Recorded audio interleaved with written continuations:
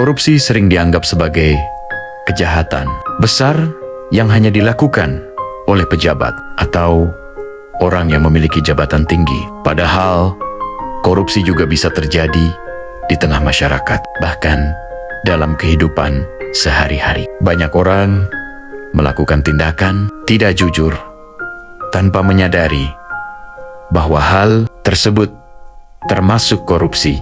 Salah satu contoh yang sering terjadi adalah penyalahgunaan uang kas bersama. Misalnya, uang kas RT, kas kelas, atau kas organisasi digunakan untuk keperluan pribadi tanpa izin. Ada juga yang memanipulasi laporan keuangan, seperti mengurangi jumlah uang yang sebenarnya, atau tidak mencatat pengeluaran dengan jujur. Contoh lain adalah memberi uang atau hadiah agar urusan menjadi lebih cepat. Misalnya saat mengurus surat, bantuan sosial, atau layanan tertentu. Orang yang memberi berharap mendapat kemudahan, sementara yang menerima melanggar aturan. Hal ini sering dianggap biasa, padahal termasuk suap. Selain itu, korupsi juga bisa terjadi saat pemilihan calon pemimpin.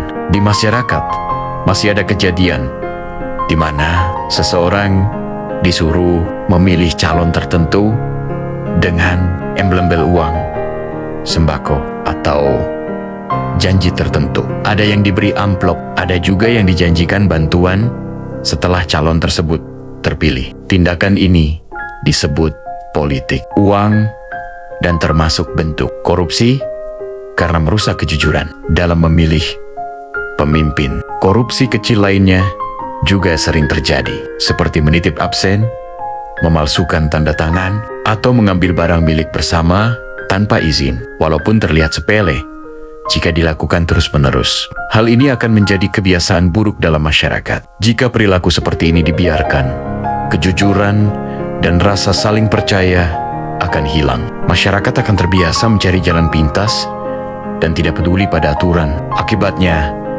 keadilan sulit terwujud dan lingkungan menjadi tidak sehat. Oleh karena itu, mencegah korupsi bukan hanya tugas pemerintah, tetapi juga tanggung jawab seluruh masyarakat. Kita harus berani berkata jujur, menolak suap, dan tidak tergoda oleh imbel-imbel apapun. Perubahan besar bisa dimulai dari langkah kecil, yaitu dari diri kita sendiri. Assalamualaikum warahmatullahi wabarakatuh. Korupsi merupakan sebuah masalah yang merugikan bagi negara dan masyarakat. Untuk memerangi korupsi, diperlukan kesadaran dan tindakan dari setiap individu. Mulailah dari diri sendiri dengan tidak menyuap atau menerima suap. Saya Sajidin, Prodi IPJK RC 2019. Wassalamualaikum warahmatullahi wabarakatuh.